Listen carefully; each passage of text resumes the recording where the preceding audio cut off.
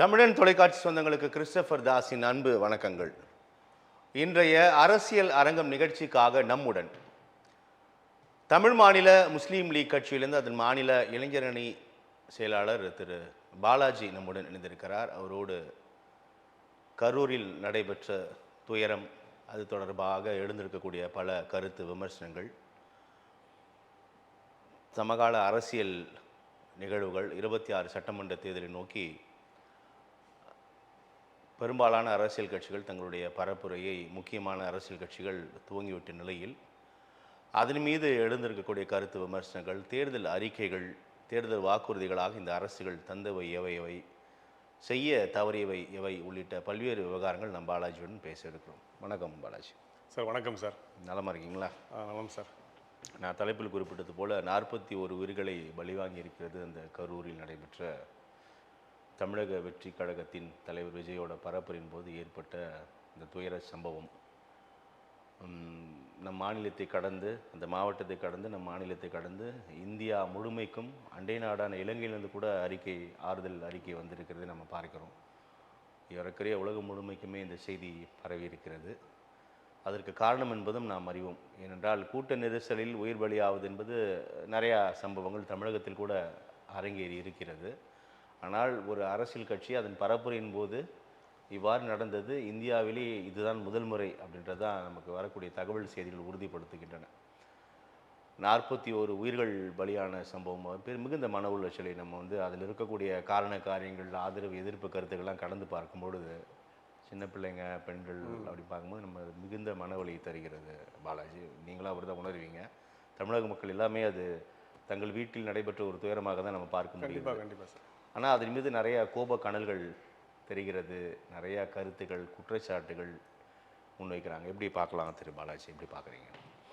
First sir, Tamil மாநில முஸ்லீம் கட்சி சார்பாக இன்னைக்கு உள்பட 41 பேருக்கு ஆழ்ந்த இரங்கலை தெரிவிச்சுக்கிறோம் நாங்கள். இது ஒரு நீங்கள் சொன்ன மாதிரி நாட் ஓன்லி தமிழ்நாடு மட்டும் இல்லை, இந்தியா மட்டும் இல்லை, உலகம் எங்கும் இங்கே இதை பெருசாக பேசப்படுறாங்க. ஏன் அப்படின்னா, இந்த மாதிரி தேர்தலுக்கான பிரச்சாரத்தில் ஏதோ அங்கே 1-2 ப்ரீத் பண்ண முடியாமல், மூச்சு விட முடியாமல் இறக்குற சம்பவங்கள் நடந்தது உண்டு. பல காலகட்டத்தில் பதிவுகளை நம்ம பார்த்துருப்போம். ஆனால் இந்த மாதிரி 41 பேர் சாவறதுன்றது ரொம்ப வேதனைக்குரிய விஷயங்கள். இதுக்கு பார்த்திங்கன்னா முழுக்க தமிழக வெற்றி கழகத்தோட தலைவர் விஜய் தான் காரணன்றதை நாங்கள் இந்த நேரத்தில் பதிவு பண்ணுறோம். எதனால் அப்படின்னு பார்த்தீங்கன்னா, அவங்க கேட்ட இடம் சரி, ஓகே, ரைட், மறுத்துட்டாங்க அரசு தரப்புலேருந்து. சரி, அரசு ஒரு இடத்த கொடுக்குது. அப்படி கொடுக்கும்பொழுது அந்த கட்சிக்கான கட்டமைப்புன்னு ஒன்று இருக்குல்ல சார். இப்போது கரூர் மாவட்ட செயலாளர்னு ஒருத்தர் இருப்பாங்க, பகுதி செயலாளர் இருப்பாங்க, வட்ட செயலர் இருப்பாங்க, இந்த மாதிரி கிளை செயலாளர் இருப்பாங்க. அவர் இதுதான் ஸ்டார்டிங் முதல் தேர்தல் பிரச்சார உரைனா நம்ம இதை ஈஸியாக கடந்து போயிடலாம். ஆனால் அது அப்படி கிடையாது. ஆல்ரெடி ரெண்டு மாவட்டங்களில் போட்டிருக்காங்க. இதை முடிச்சுட்டு இது கரூரில் வந்திருக்காரு. ஸோ அப்படி இருக்கும் பொழுது எவ்வளோ கூட்டம் இருக்கும் அப்படி அதை ஸ்டடி பண்ணிடணும் சார். கட்சிக்காரங்க ஸ்டடி பண்ணிடணும் சார். அவங்களுக்குள்ளேயே ஏற்றத்தாழ்வு, நான் பெரியாளா நீ பெரியாளா, ஒரு ஒற்றுமை இல்லாமல் இந்த மாதிரி பல பிரிவுகளாக இருக்காங்க உள்ள. ஸோ ஜாதியின் அடிப்படையில் கூட இருக்கிறாங்க. பல விஷயங்கள் நம்ம பார்த்துருப்போம். ஸோ இதெல்லாம் அவங்க ஆர்கனைஸ்டாக பண்ணி, தண்ணி, அது இல்லாமல் பெண்கள், குழந்தைகள், இந்த மாதிரி பேரிகார்டை என்ன தான் நம்ம அரசு ஒரு பக்கம் இருந்தாலும் நம்ம தலைவரை பார்க்க வராங்களே அப்படின்ற ஒரு முனைப்போட அங்கே இருந்த கட்சிக்காரங்க எல்லாம் வேலை செஞ்சுருந்தாங்கன்னா மேபி இதை கொஞ்சம் காப்பாற்றிருக்க முடியுன்றது தான் எங்களோட கருத்து. அதேமாரி நம்ம தமிழக அரசும் இதை கோட்டை விட்டாங்க. ஏன் அப்படின்னு பார்த்தீங்கன்னா, அவங்க கேட்ட இடத்த கொடுத்துருந்தாங்க அப்படின்னா மேபி இந்த மாதிரியான வாய்ப்புகள் தவிர்க்கப்பட்டுருமோ அப்படின்றது அவங்க சைடு உள்ள ஒரு நியாயமான வேண்டுகோளாகவும் இருக்குது. அதுமாரி தமிழக அரசு மேலே வைக்கிற குற்றச்சாட்டாகவும் இருக்குது. அதே மாதிரி பார்த்தா குறுகலான பாதையை கொடுத்துட்டாங்க.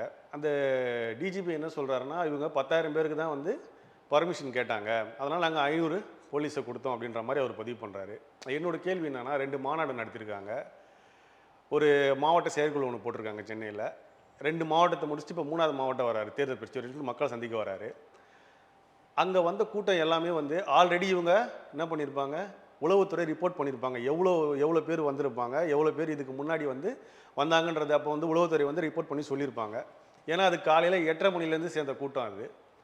அவர் வந்து காலதாமதமாக வந்திருந்தாலும் கூட சரி, அவர் பார்க்குறதுக்கு ஒரு அதிகாலையில் 3-4 மணிலாம் வர ஆரம்பிச்சிட்டாங்க. மக்கள் தாரையாக வர ஆரம்பிச்சிட்டாங்க. ஸோ எந்த ஒரு கட்சியோட கொள்கையும் கோட்பாடும் இல்லாமல் ஒன்லி அவரை பார்க்கணும், பார்த்துட்டு போயிடணும் தான். ஏன்னா அவர் ஸ்ட்ரெயிட்டாக வேற்று கிரகத்துலேருந்து வந்துட்டார், மனுஷனோட கொஞ்சம் டிஃப்ரெண்ட்டாக இருக்கார்ல, அதனால் அவரை பார்க்கணுன்றதுனால வராங்க. ஸோ ஏன்னா திரையில் பார்த்து போர் அடிச்சிச்சு போகுது, அவங்க நேரில் பார்க்கலாம்னு சொல்லிட்டு வராங்க போகுது. ஸோ அதனால் மக்கள் மேலேயும் தவறு இருக்குது. ஸோ அப்படி இருக்கும்போது காவல்துறை என்ன பண்ணியிருக்கணும்னா, இந்த உளவுத்துறை வந்து சொல்லியிருக்கணும், அது சம்மந்தப்பட்ட உயர் அதிகாரிகளோ இல்லை அந்த அது மாவட்ட கலெக்டரோ இந்த மாதிரி வந்து கூட்டம் வந்து கட்டுக்கடங்காக இருக்குது. ஸோ அதனால் வந்து இன்னும் ஃபோர்ஸ் நம்ம இறக்கி எப்படிலாம் பண்ணலான்றதை. ஏன் அப்படின்னா வந்து கூட்டம் அதாவது இந்த இறப்புக்கு அப்புறமா வந்து நிறைய தடியடி பண்ணாங்க காவல்துறை. ஸோ அதை நம்ம வந்து தொடர்ச்சியாக வந்து பல சமூக இதில் வந்து நம்ம பார்க்குறோம், சமூக வலைதளத்தில் பார்க்குறோம். அப்போ நீ அதுக்கப்புறம் ஒரு தடியடி நடச்சி அந்த கூட்டத்தை நீ கலைக்கிற அப்படின்னா முன்னாடியே அதை நீ செஞ்சுருக்கலாமே. அப்போ நீங்கள் வந்து தவற விட்டது ஒரு விதத்தில் வந்து இந்த அரசாங்கமும் காரணம். இன்னொரு பக்கம் பார்த்தீங்கன்னா மக்களுக்கு வந்து சுத்தமாக புரிதலே இல்லை. கல்வியில் நம்மளோட மாநிலம் வந்து முன்னேறி போயிட்டுருக்குன்றாங்க, ஜிடிபி குரோத்தில் வந்து 2வது மாநிலம் தமிழ்நாடுன்றாங்க. இந்த மாதிரி வந்து பல துறைகளில் வந்து நம்மளோட தமிழ்நாடு மாநிலம் வந்து முன்னேறி போயிட்டுருக்குன்றாங்க. ஆனால் இப்போ பார்த்தீங்க அப்படின்னா ஒரு ஒரு ஒரு கட்சியோட தலைவனை பார்க்க அந்த கட்சிக்காரங்க வரலாம், இல்லை அந்த நிர்வாகிகள் வரலாம். அதை தாண்டி வந்து சரி ஓகே அவரை பார்க்க வந்து ரசிகர் கூட்டங்கள் வரலாம். அதுவும் குழந்தை குட்டியோட வரணும் சார். இதெல்லாம் கொஞ்சம் நம்ம சிந்திக்க வேண்டிய செயல். ஏன் அப்படின்னா பிறப்புக்கும் எல்லா உயிரும் சமன்னு சொல்லிட்டு அந்த கட்சியோட கொள்கையும் கோட்பாடும் சொல்கிறாங்க. ஆனால் உன் பின்னாடி நின்று உன் பக்கத்தில் நின்று தலைவரே வாழ்க கோஷம் போட்டவன் தளபதின்னு சொன்னவன் தான் என்ன பண்ணியிருக்க, ஏறி மெரிச்சு மேலே போயிருக்க. அதுக்கு ஒரு உதாரணம் 1.5 வயசு குழந்தை சார், அவன் பல் செட்டு உடச்சிருக்காங்க. இது என்ன மூச்சு திணறி இறந்தானா? இது எவ்வளோ வந்து வெக்கக்கேடு, கொதிக்குது சார். அப்படியே இவனுங்கெல்லாம் என்ன அரசியல், உண்மையாலுமே தற்கொலை தான் சார். இவங்க அரசியலில் உண்மையாலுமே தற்கொலை தான். உன் கூட சக தோழனாக நின்று கத்திட்டு இருந்தான், தளபதி வாழ்க தலைவா வாழ்கன்னு சொல்லிட்டு கத்திருந்தவனை ஒரு தள்ளுமுள்ளாகி அவனை மிதித்து மேலே போய் இன்னைக்கு இவ்வளோ உயிரிழப்பு, 41 பேர். அவன் குடும்பத்துக்கு யார் சார் பதில் சொல்லுவாள்? இழப்பீடு கொடுத்தா எல்லாம் சரியாயிடுமா? என்னென்ன கனவோடு இருந்திருப்பாங்க அவங்க குடும்பத்தில். 6 குழந்தைங்க, 2 கர்ப்பிணிங்க, 17 பெண்மணிங்க, வயது முதிர்ந்தவங்க எத்தனை பேர்? இவங்க எல்லாம் என்ன கட்சி கொள்கையோட கோட்பாடோடு வந்தாங்களா? எல்லாம் விஜய் மோகத்தோடு வராங்க சார். எல்லாம் எப்படியாவது பார்த்துட முடியாதா அவரை? திரையில் பார்த்துட்டு கை தட்டு போயிடணும் சார், அவ்வளோதான் சார். திரையில் பார்க்குறவங்களாம் தலைவராக ஆகிட முடியாது சார், கொள்கை கோட்பாடோடு வரணும் சார். இப்போ ரொம்ப மன வேதனையாக இருக்குது சார் இது. கண்டிப்பாக நான் தலைப்பில் நம்ம அதை குறிப்பிட்டோம், மிகுந்த மனவழியோடு தான் எல்லாமே இதை ரொம்ப கஷ்டத்தோட பதிவு பண்ணுறோம் சார். இது ஏன் நம்மளோட நோக்கம் என்ன அப்படின்னா, இது இனிமேலும் இப்படியான நிகழ்வு நடந்துடக்கூடாதுன்ற ஒரு கூடுதல் கவனத்தோட தான் நம்ம இதை பேச வேண்டிய அவசியம். கண்டிப்பாக சார். இது வந்து அரசு வந்து இதுக்கு மேலே தலையிட்டு எந்த மாதிரி, அதாவது நேற்று கட்சி திறந்த ஒரு கூட்டமோ ஒரு பொதுக்கூட்டமோ ஒரு ஆர்ப்பாட்டமோ எது அறிவித்தாலும் சரி சார், தமிழ்நாட்டில் அதுக்கான முன்னேற்பாடுகளை பண்ணிவிட்டு நீங்கள் சொல்கிற 10,000 பேர் 20,000 பேர் 30,000 பேர் இல்லை, ஏன் 1,00,000 பேர் கூட வருவான் ஒருத்தனை பார்க்குறதுக்கு. அவன் கொள்கையாக வரானோ கொள்கை இல்லாமல் வரானோ, இன்றைக்கி ஏன்னா தற்கொலை கூட்டங்கள் அப்படி இருக்குது இன்றைக்கி. ஸோ அவங்கள என்ன பண்ணிடணும்னா இந்த காவல்துறை வந்து போதுமான பாதுகாப்பை கொடுத்து கவுண்டிங்லேயே அனுப்பிட்டோம் சார். பேரிகார்டை போட்டு கவுண்டிங்கில் மகளிருக்கு இதுக்கான ஸ்பேஸ் இதான் உனக்கு. எல்லாருமே கோவிட்ல என்ன சார் பண்ணாங்க? 1:1 டிஸ்டன்ஸில் என்ன மெயின்டைன் பண்ணாங்களா இல்லையா? எதனால் சார்? தொற்று வந்தால் உயிர் போய்டுன்ற பயத்தினால. அப்போ நீங்கள் அங்கே நீங்கள் ஃபாலோ பண்ணுறல, இதே அரசு போட்ட இதை வந்து ஃபாலோ பண்ணுறல. அப்போ அதே மாதிரி வந்து நீங்கள் காவல்துறை வந்து வருங்காலங்களில் வந்து தண்ணி வச்சுருக்கணும், மகளிருக்கான ஊருந்தி கழிப்பிடத்தை வச்சுருக்கணும், போதுக்கான பாதுகாப்பு வச்சுருக்கணும், மகளிர் போலீஸை வச்சுருக்கணும். இந்த மாதிரி ஒரு கூட்டம்னாலே வந்து நிறைய போலீஸை இறக்கி கண்டிப்பாக அது உரிய பாதுகாப்பு தரணும் சார். இதுக்கப்புறம் தமிழ்நாட்டில் இந்த தேர்தல் பிரச்சாரமோ ஆர்ப்பாட்டமோ பொதுக்கூட்டமோ எந்த கட்சி பண்ணாலும் சார், எல்லா அரசியல் கால் பிடிச்சி தூக்கி போட்டுட்டு ஒரு உயிராக இருந்தாலும் ரொம்ப ரொம்ப முக்கியம் சார். ஏன்னா இந்திய அரசியல் சட்டத்தில் எல்லாரையும் பாதுகாக்கணும் சார். சட்டன்றது எல்லாருக்கும் சமம் சார். ஸோ இதுக்கான தீர்வை மட்டும் கண்டிப்பாக நம்ம வருங்காலங்களில் வந்து எந்த கவர்மெண்ட் இருந்தாலும் கண்டிப்பாக வந்து ஒரு உயிர் கூட இறக்கக்கூடாதுன்னு தான் சார் எங்களோட தமிழ் கண்டிப்பா மாநில முஸ்லீம் லீக் கூட பாலாஜி. வேண்டுகோள் சார். தமிழ் மாநில முஸ்லீம் லீக்கில் ஒட்டுமொத்த தமிழகத்தின் கோரிக்கையாக கூட இதுதான் இருக்குது. இப்போ நீங்கள் ஆரம்பத்தில் முதல் குற்றவாளி முதல் குற்றமாக தாவேக்காவையும் அந்த தலைவரை நீங்கள் குறிப்பிட்டீங்க. உங்களுடைய உரிமை, உங்களுடைய விமர்சனம். ஆனால் இருக்கக்கூடிய கேள்வி என்பது, நீங்கள் அந்த குழந்தைகள், கர்ப்பிணி பெண்கள், சீரார்கள், சிறுவர்கள்லாம் வந்து கூட்டத்திற்கு வர வேண்டாம் அப்படின்னு தான் தாவேக்கா சார்பில் தொடர்ந்து அறிக்கைகள் வலியுறுத்தினார். விஜயே சொல்லியிருக்காரு. செய்திகள் வாயிலாக விஜய் கூட பல முறை சொல்லியிருக்காரு. ஸோ அதனால் அப்போது இதை வந்து இவர்கள் ஊக்கப்படுத்துகிறார்கள் அப்படின்னு நம்ம சொல்வதற்கு இல்லை. நம்ம மீண்டும் இவங்களுக்கு வந்து சப்போர்ட் பண்ணல. இருக்கிற யதார்த்தத்தை நம்ம பேசுவோம். ஒரு சின்ன உதாரணம் சொல்கிறேன் சார், நான் முடிச்சிடறேன். அப்போது அதில் ரொம்ப தெளிவாக இருக்கேன். அதை மீறி வரக்கூடிய நபர்களை ஒரு ஜனநாயக நாட்டில் ஒரு பொது தளத்தில் கட்டுப்படுத்துவது என்பது ரொம்ப ஒரு கடினமான ஒரு விஷயந்தான். அதை மீறி இவங்க வராங்க. வந்தவர்கள் தங்கள் சுய பாதுகாப்போடு இருக்க வேண்டும். ஒன்று. வேற என்ன அந்த கட்சி வேற என்ன செஞ்சிருக்கணும்னு நினைக்கிறீங்க சார்? இப்போ அந்த இடமே வந்து பார்த்தீங்கன்னா ரொம்ப குறுகலான இடம். இவரோட பயண பஸ் வந்து பார்த்தீங்கன்னா 2.5 கிலோமீட்டர். அதற்கு தான் பாலாஜி ஏற்கனவே அந்த ரவுண்டானா மற்றும் இந்த உழவர் சந்தையில் இவர்கள் அனுமதி கேட்டாங்க. காவல்துறை சார்பில் தான் இந்த இடம் வந்து கொடுக்கப்பட்டது. வேலுசாமி தந்ததாகவும் தான் தகவல் சார். இப்போ என்ன அப்படின்னா, அந்த கூட்டம் எப்படி அவ்வளோ கூட்டம் அவர் அந்த பிரச்சார உரை நடத்துகிற இடத்துல வந்து அவ்வளோ கூட்டம் எப்படி சேர்ந்தது அப்படின்னா, இவர் வந்து நாமக்கல்ல முடிச்சுட்டு வரும்பொழுது 2.5 கிலோமீட்டர்லேயே வந்து விஜயை பார்க்கணும்னு சொல்லிட்டு பல பேர் தாரதாரியாக வந்த கூட்டங்கள் உண்டு. நீங்கள் பார்த்துருப்பீங்க சமூக வலைதளத்தில். அப்போது இவர் வந்து என்ன பண்ணியிருக்கணும்னா, முன்னாடி என்ட்ரி ஆகும் போதே இவர் என்ன பண்ணியிருக்கணும், கேரவனில் திறந்து மக்களை ஏதாவது ஒரு கையை காமிச்சியோ இல்லை பார்க்குறவங்கிட்ட. ஏன்னா பல பேர் வந்து நம்ம பார்த்துருக்கோம், அவரை பார்த்துட்டாருன்னா எல்லாம் கிளம்பி போயிடுறாங்க. அதுக்கப்புறம் அவர் பேசுறது ஒரு மாதிரி அந்த கவர்டு வேன்ல வந்து என்ன பண்ணிட்டாருன்னா, டிரான்ஸ்பரன்சியாக இருந்தால் கூட அட்லீஸ்ட் கையை காமிச்சிருந்தாங்கன்னா பல கூட்டங்கள் என்ன பண்ணிருக்கோம்னா போயிட்டு இருப்பாங்க. இப்போ இவர் என்ன பண்ணிட்டாரு, உள்ள என்ட்ரி ஆகும் கூட்டம் உள்ள என்ட்ரி ஆகும் பொழுது என்ன பண்ணிட்டாரு, ஒரு 1.5-2 கிலோமீட்டரில் இவர் உள்ளே போயிட்டார். இவர் எதுக்கு போனாருன்னு தெரியல. ஃப்ராங்காக சொல்லணும் அப்படின்னா, ஏதாவது சாப்பிட போயிருக்கலாம், இல்லை தண்ணி கொடுக்க போயிருக்கலாம், இல்லை. ஆனால் அதை உணர்ந்திருக்க வேண்டும். உணர்ந்து செயல்பட்டிருந்தாங்க. அப்படின்னா அவர் வந்து உள்ள இருக்காரா இல்லையா, வருவாரா அந்த பாத்திர முடியாதுன்ற பதற்றம் என்ன பண்றாங்க.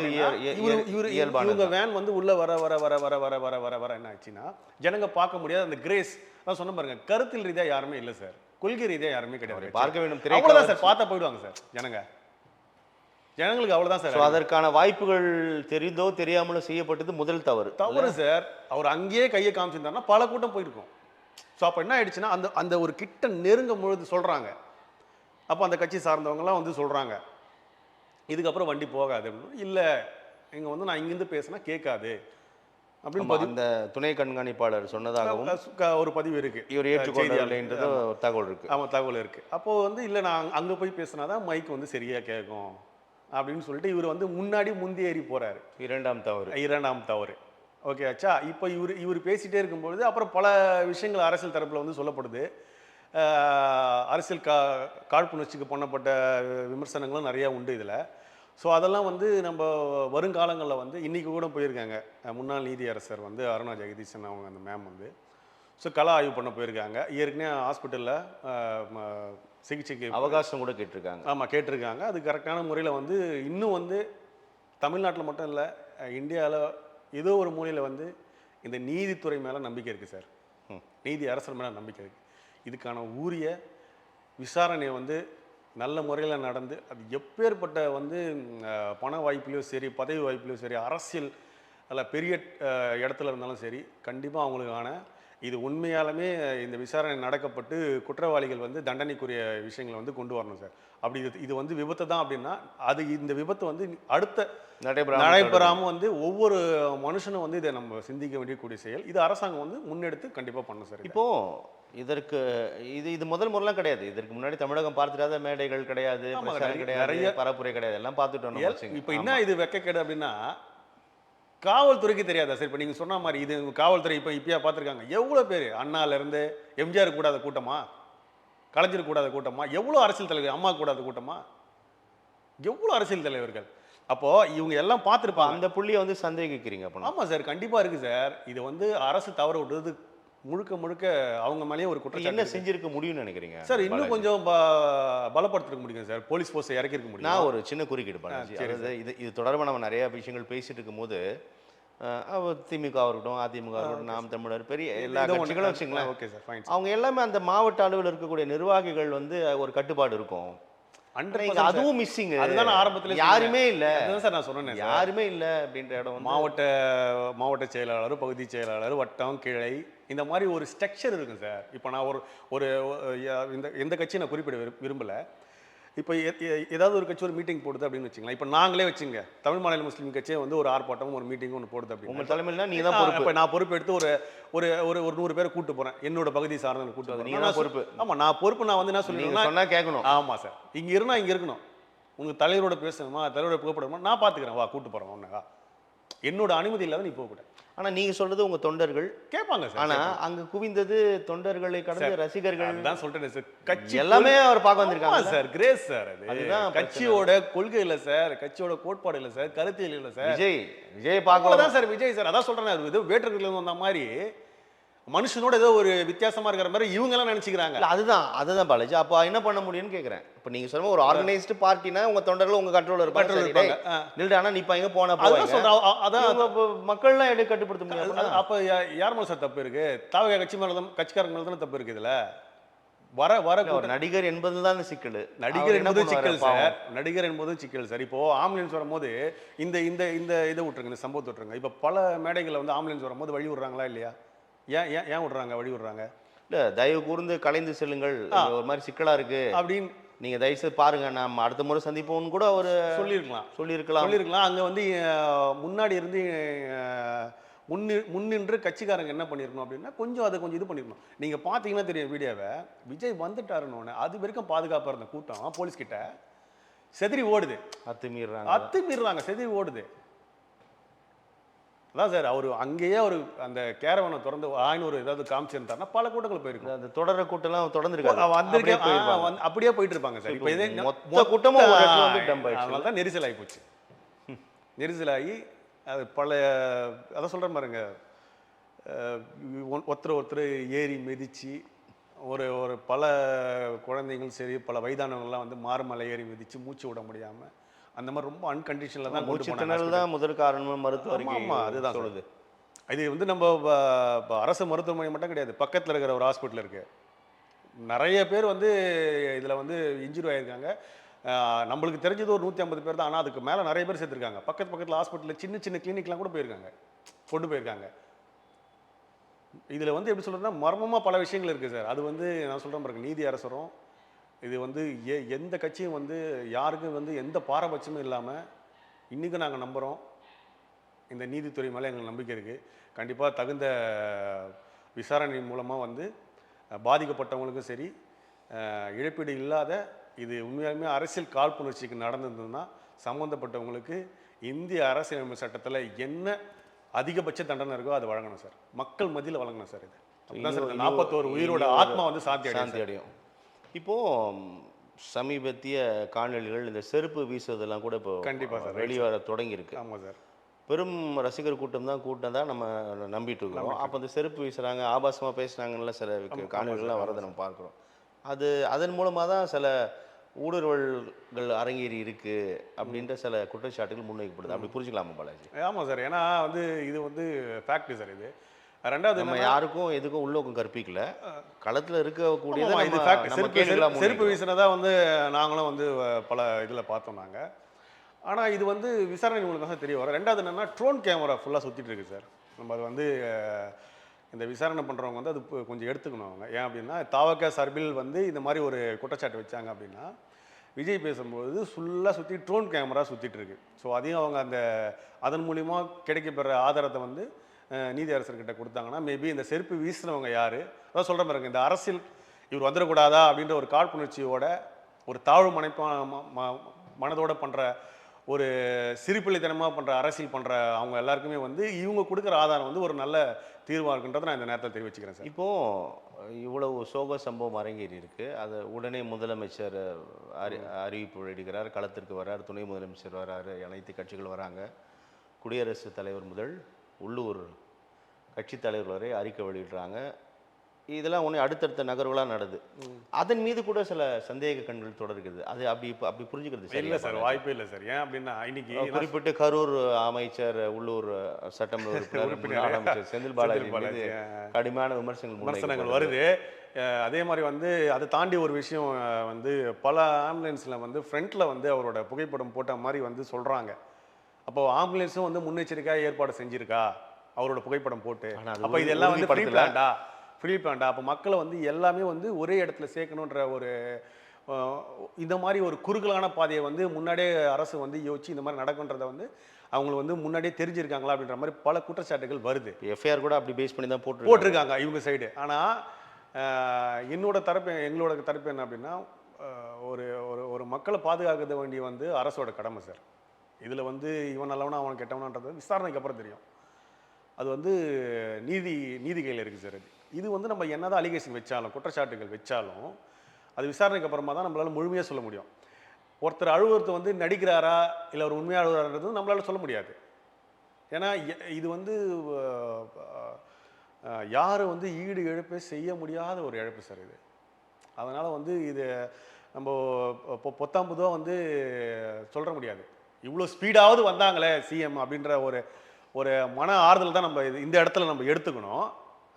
ஒரு இந்திய குடிமகனா அது ஒரு பலமாக தான் நம்ம எடுத்துக்கணும். பலமாக தான் சார் எடுத்துக்கணும். அது வந்து கற்பிப்பது ஏன் அதுக்கு வந்து விசாரணை இருக்குது சார். அது அப்போ விசாரணையில் தெரியல யார் வந்து நீங்கள் கேட்ட மாதிரி செருப்பு வீசினது யார், உண்மையாலுமே செந்தில் பாலாஜி வந்து மக்களுக்காக வந்தாரா இல்லை அவரோட சுயநலத்துக்காக வந்தாரான்றது விசாரணைக்கு அப்புறம் தெரியும் சார். அதை நம்ம சொல்ல வேண்டியதில்லை. அதாவது விசாரணையில் தெரிந்து கண்டிப்பாக தெரியும் சார். ஏன்னா வந்து பல குற்றச்சாட்டுகள் வைக்கிறாங்கல்ல. இப்போ நீங்கள் சொல்கிறதான் எனக்கு இருக்கு, எங்களுக்கு இருக்குது, எல்லாருக்குமே எல்லா மனிதர்களுக்கும் இருக்குது. இதை பார்க்குறேன், இந்த இன்ஸ்டன்ட்டை பார்க்குறோம். எப்படி உடனே போனார் 10 நிமிஷத்தில் செந்தில் பாலாஜி? எப்படி அன்பில் பொய்யா அமைச்சர் எப்படி, கல்வித்துறை அமைச்சர் எப்படி போனார், சுகாதாரத்துறை அமைச்சர் எப்படி போனார், சிஎம் எப்படியே வந்து தலைமைச் செயலகத்தில் ஒரு மீட்டிங் ஒன்று அரேஞ்ச் பண்ணிட்டு டக்குன்னு எப்படி போயிட்டாரு? இதெல்லாம் வந்து கேள்விக்குறியாக தான் இருக்குது. இதுக்கு வந்து மக்களாகி நம்மக்கிட்ட பதில் கிடையாது. அதுக்குன்னு ஒரு டிபார்ட்மெண்ட்டை நியமிச்சிருக்காங்க, நீதி அரசர்கள்னு ஒரு நியமிச்சிருக்காங்க. அவங்க இன்றைக்கும் நம்பிக்கை இருக்குது சார் நீதி மேலே, எங்களுக்கு நீதித்துறை மேலே. அதனால் கண்டிப்பாக நடக்குன்றது தான் சார் நாங்கள் நம்புகிறோம். நம்ம தொடர்ந்து பேசலாம் பாலாஜி. நேர்களே காத்திருங்கள். ஒரு சிறிய விளம்பர இடைவெளிக்கு பிறகு நாம் அரசியல் அரங்கில் தொடர்ந்து பயணிக்கலாம். அரசியல் அரங்கம் தொடர்கிறது. நம்முடன் தமிழ் மாநில முஸ்லீம் லீகிலிருந்து அதன் மாநில இளைஞரணி செயலாளர் திரு பாலாஜி நம்முடன் இணைந்திருக்கிறார். அவரோட நிறைய விஷயங்கள் நம்ம பேசியிருக்கோம். நம்ம தொடர்ந்து பேசலாம். திரு பாலாஜி, நீங்கள் அந்த கட்சியோட பொறுப்பு, அரசாங்கத்தோட பொறுப்பு அப்படின்றத பற்றி நம்ம பேசணும். இப்போது இந்த இந்த இந்த சம்பவம், அதற்கு நிறையா விமர்சனங்கள் வருது, நிறைய விளக்க உரைகள் எழுதப்படுகிறது. ஆனால் ஒரு தலைவராக இதை திட்டமிட்டு செய்தார் அல்லது அரசாங்கம் அந்த கட்சி வந்து வளர்ந்து விடுமோ என்ற அச்சத்தில் செய்தது அப்படிலாம் இருக்கட்டும். இது பரவலாக வைக்கிறது. இதெல்லாம் கடந்து ஒரு கட்சி தலைவருக்கு இருக்க வேண்டிய பொறுப்பு ஒன்று இருக்குல்ல. ஆமாம் சார். நம்மளால நம்ம போனால் 10 லட்சம் பேர் இருக்கிறான் அப்படின்னா அந்த 10 லட்சம் பேருக்கான பாதுகாப்பு நீ தான். கண்டிப்பா. அந்த 10 லட்சம் பேர் பாதுகாப்பா வந்து வீட்டுக்கு போய் சேர்ந்து தூங்குற வரைக்கும் உன் பொறுப்பு தான். கண்டிப்பா சார். அதை அடிப்படையில் உணரணும். சரிங்களா பாலாஜி? அதை உணராமல் இருந்திருக்கிறாரா இல்ல இவர்கிட்ட இதை வந்து குறைந்தபட்சமா பகிர்ந்துக்க முடியாதா? தலைவரை இவ்வளவு பேர் வராங்க, பஞ்சாயத்தா இருக்குதாங்க, கொஞ்சம் பார்க்கலாமே அப்படின்ற ஆலோசனைகள்லாம் இருந்திருக்க வேண்டும் இல்லையா? இல்லை சார், அது வந்து கொடுக்க மாட்டாங்க சார் அவர்கிட்ட. ஏன் அப்படின்னா அவங்க கட்சியை வந்து ரொம்ப வெளிப்படைத்தன்மையாலாம் இருக்காது சார். பல குற்றச்சாட்டுகள் இருக்குது. நீங்கள் பார்த்துருப்பீங்க, ஒன்றியத்துக்கு இவ்வளோ காசு வாங்குறாங்க, மாவட்டத்துக்கு இவ்வளோ காசு வாங்குறாங்கன்ட்டு கட்சி நிர்வாகிக்குள்ளேயே பல குரல்பாடுகள்லாம் இருக்குது. அதேமாதிரி வந்து நீங்கள் சொல்கிற மாதிரி தலைவருக்கு தான் சார் அந்த ரெஸ்பான்சிபிலிட்டி இருக்குது. ஒரு தலைவரை தாண்டி வந்து தொண்டன் வந்து இயங்க முடியாது. தலைவர் வந்து ஏய் அப்படின்னா ஸ்டாப் பண்ணிடணும். அப்போ அங்கே ஏதோ ஒரு தவறு நடக்க போகுதுன்னு அர்த்தம். அந்த மாதிரி இவர் வந்து ஆல்ரெடி 2 மாவட்டத்துக்கு போயிருக்காரு. இது 3வது மாவட்டம். ஆல்ரெடி இன்ஸ்ட்ரக்ஷன் கொடுத்துருக்காங்க, ஒரு 100 மீட்டருக்கு முன்னாடி ஸ்டாப் பண்ணுங்க, இதுக்கு மேலே போகாது. மாவட்டம் கடந்துட்டாரு. 4வது மாவட்டத்தில் இருந்து பஞ்சாயத்து 4வது மாவட்டம் இந்த நாமக்கல் முடிச்சுட்டு வரும்போது இந்த பிரச்சனை. அப்போ ஒரு இந்த இன்ஸ்ட்ரக்ஷன் தாண்டி உள்ளே போகிறாரு. அப்போ இவ்வளோ மக்கள் இருக்கிறாங்க அப்படின்ற ஒரு மக்களை வந்து ஒரு பகடகாய தான் விளையாடினார் விஜய். இதை வந்து மக்கள் வந்து தனக்காக வந்தாங்க, தன்னோட கொள்கைக்காக வந்தாங்க, இல்லை என்ன தான் பார்க்க வந்தாங்கன்னா மக்களை வந்து பாதுகாப்பான முறையில் வழிநடத்தி கொண்டு போய் செல்றவன் தான் ஒரு நல்ல தலைவன். இந்த தலைவெல்லாம் என் கட்சியை என் தலைவனை ஒன்றும் செய்துவிட முடியாது, உங்களுடைய திருட்டுத்தனத்தை தடுப்பதற்காக இதை மடைமாத்தீங்களா, என் தலைவர் தான் மீண்டும் வருவாருன்னே பேசுறாங்க. அது வந்து பார்க்க முடிகிறது. தற்கூரி கூட்டம் சார். அது விஜயே கூட திருப்பி வரட்டும் சார், பிரச்சனை இல்லை சார். இன்னொரு 400 பேர் சாவான் சார். இன்ன வரைக்கும் வந்து அந்த கட்சியில் ஒரு ஸ்ட்ரக்சர் ஃபார்மேஷன் உள்கட்டமைப்பு இல்லை அப்படின்னா இது இன்னும் தொடரும் சார். ரெண்டாவது வந்து ஒரு ஒரு அன்னைக்கு நைட்டு வந்து பார்த்தீங்க அப்படின்னா ஒரு 36 பேருக்கு மேலே இழப்பு வந்து டிக்ளேர் பண்ணிட்டாங்க. இவர் வந்து அவசரமாக வந்து என்ன பண்ணுறாங்க, இவரை வந்து பாதுகாத்து பவுன்சர்ஸ்லாம் கூட்டு போய் திருச்சி ஏர்போர்ட்டில் ஏற்றுறாங்க. அப்போ அங்கே இருந்த பத்திரிகையாளர் சந்திப்பில் ஒரு தோழர் வந்து கேட்குறாரு, சார் சார்னு கூப்பிட்றாரு, கத்துறாரு. சார் 30 பேருக்கு மேலே இறந்துட்டாங்க சார் உங்களோட இதுன்னு கத்துறாரு. இவர் பாட்டு திரும்பி கூட பார்க்காம தான் உயிர் மேலே அவ்வளோ அக்கறையாக ஓடுறாரு. இங்கே வந்த ஜனங்க எல்லாம், இங்கே வந்த மக்கள் எல்லாம் யாரை பார்க்க வந்தாங்க? உன்னை பார்க்க தானே வந்தாங்க.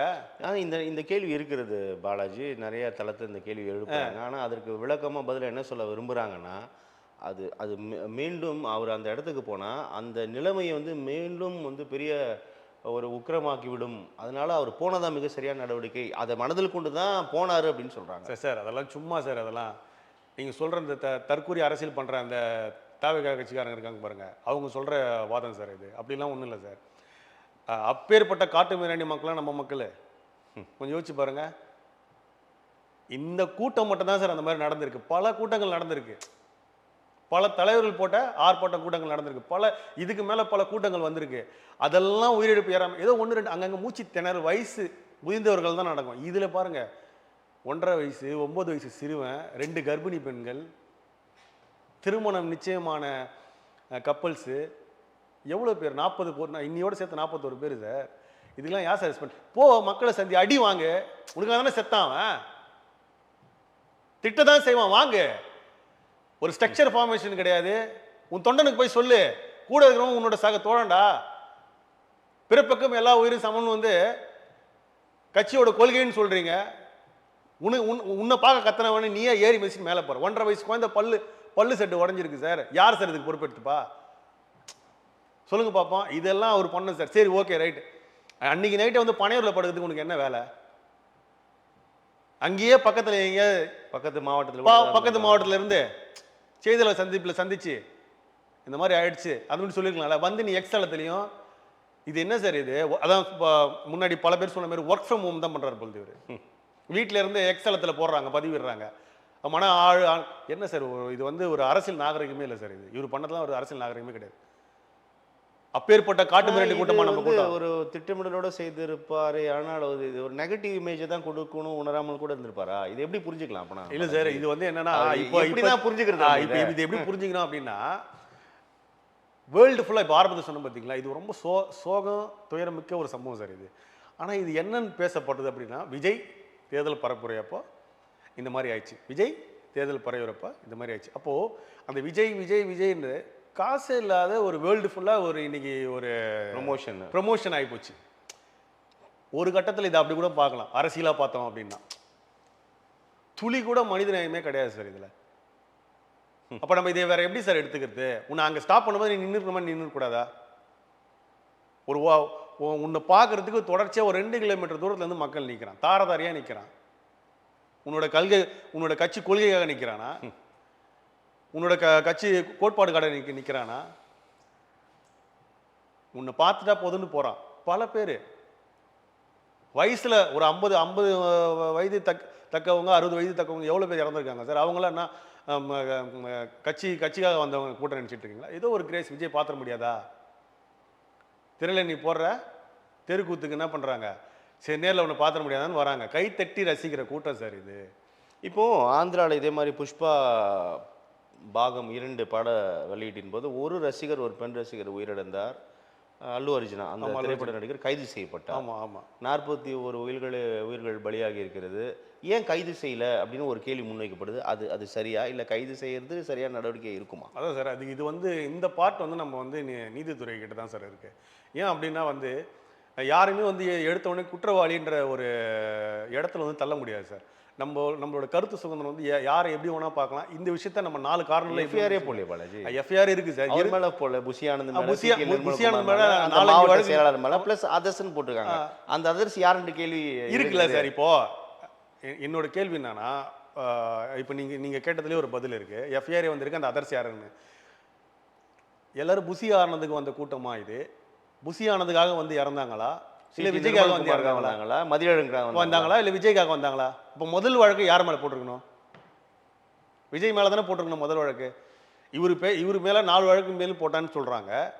வெளியே வர முடியாத அளவுக்கு இவர் மேலே எஃப்ஐஆர் போட்டிருக்குன்னு சொல்கிறாங்க. ஃபஸ்ட்டு யார் மேலே ஏன் போடல அதான் கேட்குறேன். ஏன் போடல அப்படின்னா, புஷி ஆனந்த் பொறுப்பேற்கணும், சிடி நிர்மல்குமார் பொறுப்பேற்கணும், மதுரையழகன் பொறுப்பேற்கணும்னா அப்போ விஜய் தானே பொறுப்பேற்றே ஆக வேண்டும். விஜய் தான் முதல் குற்றவாளி இதில். விஜய் தான் வந்து ஃபஸ்ட்டு காவல்துறை தரப்பு ஏன் தவிர்க்கிறான்னு கேட்குறப்ப இது வந்து இதை எப்படி நம்ம புரிஞ்சுக்கிறது? இது வந்து எப்படி புரிஞ்சிருக்குன்னா, இது வந்து ஃபுல் அண்ட் ஃபுல் வந்து இந்த தயக்கத்தை நம்ம எப்படி புரிஞ்சுக்கிறது? இந்த தயக்கத்துக்கு பின்னாடி வந்து பல பேர் சொல்கிற மாதிரி அரசியல் பின்புலம் ஏதாவது இருக்கலாம். ரெண்டாவது வந்து அவர் அரெஸ்ட் பண்ணால் வந்து இங்கே சட்ட ரீதியாக ஏதாவது சிக்கல் வரலாம். இல்லைன்னா வந்து ஜனநாயக ரீதியாக மக்கள் வேறு ஏதாவது முடிவு ஏதாவது எடுத்துருவாங்களோ, இல்லை வேறு ஏதாவது பல இடத்துல வந்து அவருக்கு ப்ளஸ்ஸாக மைலேஜ் கிடச்சிடும் ஒன்று. ரெண்டாவது வந்து பல தலைவருக்கு அந்த இடத்துல இவரு போய் அந்த இடத்துல நின்று வரும்ன்ற ஒரு காரணத்தினால அதை வந்து எடுக்காமல் இருக்கலாம். அட் த சேம் டைம் வந்து இதை ஆர்கனைஸ் பண்ணுறது வந்து புருஸ்லி ஆனந்து அந்த அவருக்கு கீழே இருக்கிற ஒரு சில கட்சி நிர்வாகிகள். அதனால் வந்து அவங்க மேலே வந்து வழக்கு பதிஞ்சிருக்காங்கன்றதான் என்னோட ஸ்டேட்மெண்ட்டு. இவர் மேலே ஏன் வழக்கு பதியலை அப்படின்னா, இப்போ தான் சொல்கிற மாதிரி இருக்கு. தற்கொலை கூட்டம் வந்து என்ன பண்ணோன்னா, நாளைக்கு பக்கத்தில் இருந்தவனே காப்பாற்ற முடியல, ஏறி மிரிச்சிட்டு மேலே போகிற ஒரு வேளை நீங்கள் சொல்கிற மாதிரி விஜய் அரெஸ்ட் பண்ணிட்டாங்கன்னு வச்சுக்கோங்க, கல்லத்து ரோட்டில் அடிப்பானுங்க, கண்ணாடி ஓடிப்பானுங்க, பஸ்ஸு கொளுத்துவானுங்க, பல வன்முறைகள் செய்வானுங்க. இதுக்கெல்லாம் யார் சார் பொறுப்பெடுத்துக்கிட்டு? இந்த அரசு தானே சார் பொறுப்பெடுத்துக்கணும். அதனால் முன்னேற்பாடாக வந்து இதுக்கான விசாரணைகள் வந்ததுக்கப்புறம் எது ரைட்டு எது தப்புன்றதுக்கப்புறம் வந்து அதுக்கான கண்டிப்பான முறையில் வந்து விஜய் காரணமாக இருந்தார்னா கண்டிப்பாக அவர் சிறை செல்வது உறுதி சார். இப்போது இது தொடர்பாக பார்க்கும் பொழுது யார் வேண்டுமானாலும் அரசியலுக்கு வரலாம், வெற்றி பெறலாம், மக்களுக்கு நன்மை செய்யலாம். அது நம்ம அப்படி பண்ணல. ஆனால் இந்த திரைப்பட மோகம் அப்படின்றது எந்த மாநிலங்களிலும் இல்லாத அளவிற்கு மீண்டும் மீண்டும் தமிழகத்தை நோக்கி நகர்கிறது. கேரளாவில் வந்து மம்முட்டி சொல்கிறார், கேரளத்து இளைஞர்கள் திரையரங்குகளில் தங்களுடைய தலைவர்களை தேடுவதில்லை அப்படின்னு சொல்றாரு. அதை அப்படியே கட் பண்ணி நம்ம தமிழகம் வந்தால் 41 பேர் ஒரு உச்ச நடிகரை பார்ப்பதுக்காக செத்து போயிருக்கிறாங்க. அப்போ இந்த தமிழகமும் இந்த திரைப்படமும் மீண்டும் மீண்டும் ஏதோ ஒரு வேலை நடக்குதோ பாலாஜி? அப்படிலாம் ஒன்றும் இல்லை சார். எல்லாருமே அந்த ஒரு ஒரு ஒரு ஒரு கிரேஸ் தான் சார். இப்போ நான் செய்ய முடியாத யாரோ ஒருத்தர் செய்கிறாங்க தெரியலன்னும் போது கை தட்டி ரசிக்கிறான், அவனை வந்து கொண்டாடுறான், வரவேற்கிறான். அதுதான் சொல்றேன். அது வந்து திரையோட போயிடும். அது திரையோட போயிடும். திரை கவர்ச்சின்றது அதான் சார். அது தரையில வரும்போதே இப்படி இருக்கு. திரையோட போயிடும். அது இவங்க என்ன பண்றாங்க அப்படின்னா, அவர் வந்து ஒரு கட்சி ஆரம்பிக்கிறாரு, அவர் தலைமையில் பல கூட்டங்கள் கூட்டுறாங்க, மாவட்டங்கள்லாம் பண்றாங்க. ஸோ அப்படி இருக்கும் பொழுது அந்த கட்சி தலைவர் வந்து அந்த கட்சிக்காரங்களுக்கு வந்து என்ன பண்ணணும், அவர் அட்வைஸ் கொடுக்கணும். இந்த மாதிரி வந்து என்னை பார்க்குறதுக்கு அவரே பல இடத்துல சொல்லியிருக்காரு. அதுமாரி அந்த கட்சியோட மாநில செயலாளர் புஷி ஆனந்தும் சொல்லியிருக்காரு, இவர் கூட்டு வரத்துக்கு தான் சிரமமாக இருக்குன்னு. எல்லாம் அவங்க சொன்ன வாய்மொழியாக சொன்ன பதிவுகள் தான். அப்போ கூட்டு வர சிரமமாக இருக்குது அப்படின்னா நீங்கள் தான் அது ஃப்ரீ பிளானாக ஃபுல் ஆர்கனைஸ்டாக பண்ணணும். முழுக்க நீங்கள் பண்ண தவற விட்டது தான் இந்த 41 இழப்புக்கு ஒரு காரணம். ஏன் அப்படின்னா இன்றைக்கி மக்கள் வந்து ஏதோ ஒரு நல்லது நடந்துடாதா அப்படின்றத நம்புறாங்க. யாரை பார்த்தாலும் வந்து கண்மூடித்தனமாக நம்புறாங்க. இவர் வந்துட்டாரா ஏதாவது நடந்துடாதா அப்படின்னு நம்புறாங்க. ஸோ அந்த கிரேஸில் தான் வராங்களா கண்டி இவர் எடுத்துகிட்டு போகிற கொள்கையோ கோட்பாடுகளோ யாரும் வரல. அந்த மாதிரி கூட்டம் எதுவும் நிற்கல. அந்த மாதிரி நின்றுது அப்படின்னா இந்த மாதிரி இழப்புகள் நடந்திருக்கு. ஏன் அப்படின்னா கண்டிப்பாக கீழே விழும்போது தூக்கி பிடிச்சிருப்பான், ஏறி மிதிச்சிட்டு போயிருக்க மாட்டான். அதனால் வந்து இதை வந்து முழுக்க வந்து இப்போ இருக்கிற யங்ஸ்டர்ஸ் வந்து இதை புரிஞ்சுக்கணும். தயவு செய்து வந்து திரையில் பார்க்குற எந்த ஹீரோவும் வந்து தரையில் நின்னதாக சரித்திரம் கிடையாது. அதுக்கு ஒரு உதாரணம், பஸ்லேயே உங்களுக்கு முன்னாடி கையை காமிச்சிட்டு போயிருக்கலாம். ஏன்னா இவ்வளோ கூட்ட நெரிசலில் ஒரு 100 மீட்டருக்கு முன்னாடி சொல்லியும் கூட வந்து நீங்கள் என்ன பண்ணுறீங்க, அதை மறுதளித்து கூட்டமாக சேர்ந்து இன்றைக்கி 41 பேர் இழந்தது தான் சார் மிச்சம். இந்த விவகாரம் அரசியலாக்கப்படுகிறதா? கண்டிப்பாக சார், இது 200% அரசியலாக்கப்படுகிறது. எல்லாருமே வந்து அரசியலை தாண்டி மனிதநேயத்தை பேசணும், அது யாரும் பேச மாட்றாங்க. எல்லாரும் வந்து குற்றச்சாட்டு வைக்கிறாங்க, டிஎம்கே மேலே வைக்கிறாங்க, தாவேகா மேலே வைக்கிறாங்க. இது வந்து அரசியல் பேசுகிறாங்க, எங்கே இவர் விட்டா 26 வந்துருவாரோ அப்படின்ற ஒரு பல முனைப்போடு தான் எல்லாரும் பேசிகிட்டு இருக்காங்க. ஆனால் இந்த குற்றத்துக்கான சொல்யூஷன் வந்து எந்த அரசியல் தலைவர்களும் எந்த அமைப்புகளும் இதுவும் பற்றி பேசுறது கிடையாது. இந்த ஒரு சம்பவம் தாவேகாவையும் அதன் தலைவர் விஜயையும் காணாமல் அடித்துவிடும் அப்படின்ற விமர்சனம் முன்வைக்கப்படுது. ஒரு கருத்துக்களா எப்படி பார்க்கலாம்? இது வந்து காணாமல் போயிடுன்றது வந்து ஏற்புடைய கருத்து இல்லை சார். ஏன் அப்படின்னா மக்கள்கிட்ட ஒரு தீராத ஒரு கெட்ட பழக்கம் இருக்குது சார். என்ன அப்படின்னா கண்டிப்பாக கெட்ட பழக்கம் என்ன இருக்குன்னா, ஒரு விஷயம் ஒரு இன்ஸ்டன்ட் நடந்ததுக்கப்புறம் என்ன பண்ணிடுறாங்கன்னா, அந்த வேற ஒரு இன்ஸ்டன்ட் வந்ததுக்கப்புறம் இந்த இன்ஸ்டன்ட்டை மறந்துடுறாங்க. இப்போ நீங்களே பதிவு மறதி இந்தியாவின் தேசிய வியாதி. கண்டிப்பாக சார். என்ன பண்ணுறாங்கன்னா, லாக்அப் டெத்துலேருந்து, கவின் கொலை வழக்குலேருந்து, ஆணவ படுகொலையிலேருந்து, துப்புரவு பணியாளர்லேருந்து, இதோ இப்போ இந்த 41 பேர் கொலை வழக்கு. ஸோ இது எல்லாத்தையும் மறந்துட்டு என்ன பண்ணுறாங்க, அடுத்த நிகழ்வு வரும்போது எல்லாரும் இப்போ ஒன்றுமே இல்லை சார். விஜய் அடுத்து எங்கேயாவது ஒரு மாவட்டத்தில் போறாருன்னா கேட்க சிரிச்சு என்ன பண்ணுவாங்க, ஐயோ தலைவர் வாழ்க்கை கூட்டம் போயிடும் சார், போயிடும் சார். யாராவது ஒருத்தன் மானமுள்ள இந்தியனாக இருந்தால் போகக்கூடாது சார், நல்ல மனிதன் இருந்தால் போகக்கூடாது சார். அங்கே இறந்து போன 41 உயிரும் என்னை சார்ந்த என்னோட தங்கை, என்னோட தந்தை, என்னோட அம்மா, என்னோட அப்பா, அந்த உணர்வோட பயணிக்கிற ஒரு மனிதன் கூட போகக்கூடாது சார். திமுகவும் அதன் கூட்டணி கட்சிகளும் தாவைக்கு மீது குற்றம் சொல்லாமல் பொறுப்பேற்க வேண்டும் என்று சொல்வதும், திமுகவையும் அதன் கூட்டணியும் எதிர்க்கக்கூடிய கட்சிகள் தாவைக்காவை குற்றம் சொல்லாமல் தமிழக அரசு மீதும் காவல்துறை மீதும் குற்றம் சாட்டு வருவதை நம்ம பார்க்கிறோம். நிர்மலா சீதாராமன் களத்தில் ஆய்வு மேற்கொண்டு இன்னைக்கு வந்து எப்படி புரிஞ்சுக்கலாம் பாலாஜி சார்? இது வந்து எப்படின்னா, இவருக்கு இருக்கிற கூட்டம் சார் மஸ்ட்டு, அந்த தமிழக வெற்றி கழகம் விஜய்க்கு இருக்கிற கூட்டம் இது. இந்த கூட்டத்தை வந்து எப்படியாவது வந்து நீங்க சொல்ற மாதிரி வருகிற 26 கூட்டம் தான் பிரச்சனை சார். பிரச்சனை இவரு ஒன்றும் பிரச்சனை இல்லை சார், இவருக்கு கூட்டம் தான் சார் பிரச்சனை. அந்த கூட்டம் வந்து என்ன அப்படின்னு பார்த்தீங்க அப்படின்னா, நான் குறிப்பிட்ட கூட்டம் என்பது எண்ணிக்கை இல்லை, அந்த சிந்தனையில் நான் சொன்னேன். சிந்தனையில் இருக்கிற கூட்டம் இல்லை சார். சிந்தனையில் இருக்கிற கூட்டம்னா இந்த 41 உயிர் வந்து போயிருக்காது சார். எண்ணிக்கையில் இருக்கிற கூட்டம் தான் சார் இது. இந்த கூட்டத்தை வந்து என்ன பண்ணுறாங்கன்னா, இவங்க நினச்சிக்கிறாங்க தாவேகா கட்சிக்காரங்க இது ஓட்டு அரசியலாக மாறிடும், 26 தலைவர் வந்து சட்டமன்றத்துக்கு போயிடுவார் அப்படின்றத ஒரு தப்பான முனைப்போடு தான் செயல்படுறாங்க. அது வாய்ப்பே இல்லை சார் அது. ஏன்னா இதுக்கு முன்னாடி பல சினிமா பிரபலங்கள் வந்திருக்காங்க, அவங்களாம் வந்து ஆரம்பிச்சிருக்காங்க, இருந்து இடமே இல்லாத போயிட்டாங்க.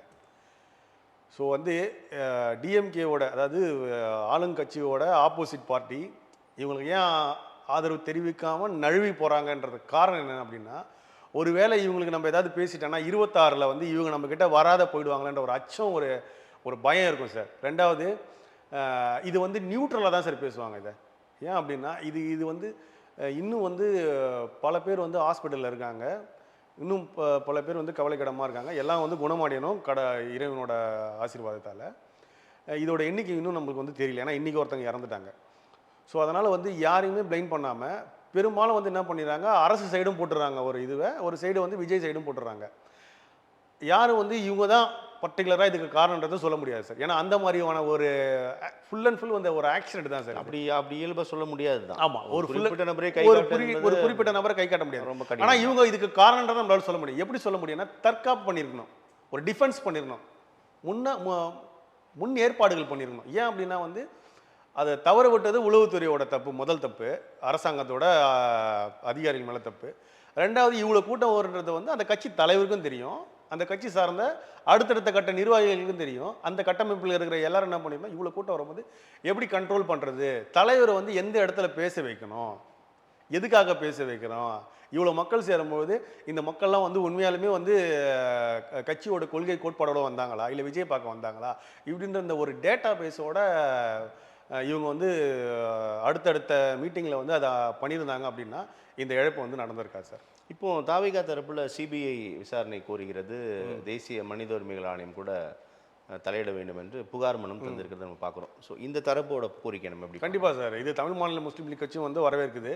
ஏன் அப்படின்னு பார்த்தீங்கன்னா, சிபிஐ விசாரணை வந்து எனக்கு தெரிஞ்சு வந்து உயர் விசாரணை எங்கள் இது அமைப்பு சார்பாக, அதனால் வந்து கண்டிப்பாக இது சிபிஐ விசாரணை கொண்டு வந்து, அதான் முன்னாடி சொன்ன மாதிரி தான் சட்ட ரீதியாக வந்து என்ன தண்டனையோ அது இந்திய அரசியல் சட்டத்தில் இருக்கிற உயர் தண்டனை வந்து அவங்களுக்கு கொடுக்கணுன்றது தான் சார் இப்போ இந்த தேர்தல் 6-7 மாதங்களில் சட்டமன்ற தேர்தல் வரவிருக்கிறது. அப்போ இது மாதிரியான நிறையா கூட்டங்கள் கூடும், நிறையா பிரச்சார பயணங்கள் மேற்கொள்வார்கள், தமிழகமே ஒரே மக்கள் கூட்டத்தால் ததும்பி வழியும்.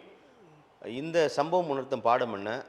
எப்படி தவிர்க்கலான்னு நினைக்கிறீங்க ஒரு கட்சியோட நிர்வாகியா? இல்லை சார், அதான் சார் முன்னாடியே வந்து இந்த இந்த 41 உயிர் தான் சார். இதுக்கப்புறம் வந்து இந்திய அரசியலமைப்பு சட்டத்திலே சரி ஒரு மாற்றத்தை கொண்டு வரணும் சார். ஒருத்தங்க எந்த அமைப்பாக இருந்தாலும் சரி, கட்சி கூட்டமோ ஆர்ப்பாட்டமோ தேர்தல் பிரச்சார உரையோ மக்களை சந்திக்க போகிறாங்க அப்படின்னா ஒரு ஃபெமிலியர் ஃபேஸில் இருக்கிறவங்க அந்த கட்சியோட தலைவர். அந்த மாதிரி வருங்காலங்களில் போகும்பொழுது அந்த மாவட்ட கலெக்டர் உள்பட அந்த டிஜிபியிலிருந்து உயர் அதிகாரி காவல் கண்காணிப்பிலிருந்து எல்லாரும் என்ன பண்ண கடுமையான வந்து பாதுகாப்பு நிபந்தனையோட அணுகணும். அது ஆளும் கட்சி எதிர்கட்சி அந்த கட்சி இந்த கட்சி எந்த கட்சியும் இல்லை சார். எந்த இதுக்கப்புறம் ஒரு உயிர் கூட போகக்கூடாது சார். இந்த மாதிரி ஒரு உயிர் கூட போகக்கூடாது சார். அதுக்கு எல்லா ரெஸ்பான்சிபிலிட்டியும் அந்த கட்சியும் அந்த கட்சி சார்ந்தவங்க எடுத்துக்கணும். இதுக்கப்புறம் வந்து இவன் தான் வந்தான்னு கையை காட்டக்கூடாது.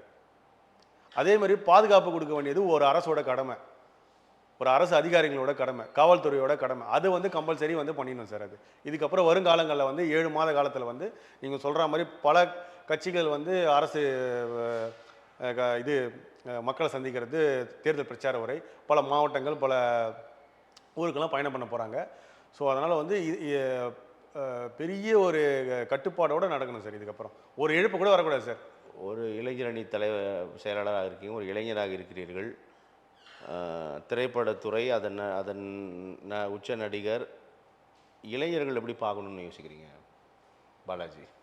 இளைஞர் எப்படி பார்க்கணுன்னா எல்லாருமே வந்து பெரும்பாலும் படிச்சிடணும் சார். இங்கே கல்வி தான் சார் அவங்களோட அடுத்த கட்ட வாழ்க்கையை கொண்டு போகணும். நம்ம வந்து என்ன தான் வந்து ஒரு திரைப்படத்துக்கு போகிறோம் அப்படின்னா அவன் 1000 கஷ்டத்தில் வருவான், ஒருத்தன் ஜாலியில் வருவான். அந்த மாதிரி பல இதோட வந்து தியேட்டருக்கு வருவாங்க. அது ஒரு 2.5 மணி நேரம், அது ஒரு ஜஸ்ட் ஒரு என்டர்டைன்மெண்ட் தான் சார், வேறு ஒன்றும் இல்லை சார். அதோடு அதை முடிச்சுட்டு போயிடணும் சார். ரெண்டாவது, அரசியல் தலைவர்கள் வந்து யங்ஸ்டர்ஸ்க்கு என்ன சொல்லணும்னா கல்வி தான் சார் இருக்கிறதுலே சிறந்தது. அதுதான் சார் அடுத்த தலைமுறை இல்லை சார், பல தலைமுறைகள் வந்து நல்லா வாழ்கிறதுக்கான வழி வந்து கல்வி தான் சார். கல்வி தான் வந்து கம்பல்சரி படிச்சிடணும் சார். கல்வி தான் வந்து அடுத்த தலைமுறை வந்து படிச்சிடணும். இந்த மாதிரி வந்து திரையில் பார்த்ததோட கை தட்டிட்டு போயிடணும். திரையில் வரமாட்டாங்க. அதுக்கு உதாரணம் இது இந்த 41 உயிர் தான். ஏன்னா வந்து இது ஏர்போர்ட்டில் பின்னாடி திரும்பி கூட பார்க்காம துண்டா துடிக்கா தன் உயிரை காப்பாற்றினான்னு போகணுன்னு ஓடினவங்க தான் மிச்சம், விஜய் உள்பட. ஸோ மக்களை சந்திக்க திரையிலலாம் வரமாட்டாங்க. மேலே நின்று ஷோ காமிச்சிட்டு போயிடுவாங்க. இவ்வளோ தான். இந்த 41 பேருக்கு இப்போ அரசாங்கம் கொடுத்த நிவாரணமோ இவர் கொடுத்த 20 லட்ச ரூபாவும் இதோட வந்து அவ்வளோதான் சார். 4 நாளுக்கு அப்புறம் அவன் வேலையை பார்த்துட்டு போயிடுவான். அதனால் படிப்பு ஒன்று தான் வருங்கால சங்கதிக்கோ வருங்கால தலைமுறைக்கோ வந்து அழியாத சொத்து. அது மட்டும்தான் சார் நம்மளை அறிவார்ந்தா பேச சொல்லும், நடக்க சொல்லும். எவன் வந்து நின்று விடாம, ஆமாம், எவன் வந்து உண்மையான தெளிவான சிந்தனை அறிவு மிக முக்கியம். ஆமாம் சார், தெளிவான சிந்தனை. எவன் நம்மளுக்கான தலைவன், கொள்கை ரீதியாக எவன் ஸ்ட்ராங்காக இருக்கான். முக்கியமான விஷயம், இங்கே தமிழ்நாடு மக்கள் வந்து ஜாதியால் அடிமையாக இருக்காங்க, மதத்தால் அடிமையாக இருக்காங்க, இனத்தால் அடிமையாக இருக்காங்க, மொழியால் அடிமையாக இருக்காங்க, திராவிட சித்தாந்தத்தால் அடிமையாக இருக்காங்க. இப்போது சினிமா மோகத்தால் ரசிகரால் அடிமையாக இருக்காங்க. இதையெல்லாம் விட்டுட்டு யங்ஸ்டர்ஸ் நீங்கள் எல்லாம் புரிஞ்சுக்கணும் ஒரு விஷயம், மனிதநேயத்தை மனிதநேயமாக பார்க்கணும், சக மனிதனை மதிக்கணும். நான் எப்படி ஒரு மனிதனோ அதேமாரி இன்னொருத்தனும் ஒரு மனிதன், எனக்கு என்னென்ன உணர்வு இருக்கோ அதுதான் அவனுக்கு இருக்கும் அப்படின்ற ஒரு மனிதநேயத்தோட நம்ம எல்லாரையும் அணுகணும். அப்படின்னா கண்டிப்பாக பல மாற்றங்கள் வரும். பிறப்போக்கும் எல்லாம் இருக்கும் என்பது வாசகம் அல்லது வாழ்க்கை என்பதை உறுதி. வாழ்க்கை என்பது உறுதி சார். நல்லது பாலாஜி, உங்களுடைய வருகைக்கும் கருத்து பகிர்க்கும் நன்றி. நன்றி சார். நன்றி சார். நேயர்களே, மற்றும் ஒரு அரசியல் அரங்கம் நிகழ்ச்சி சந்திக்கலாம். நன்றி, வணக்கம்.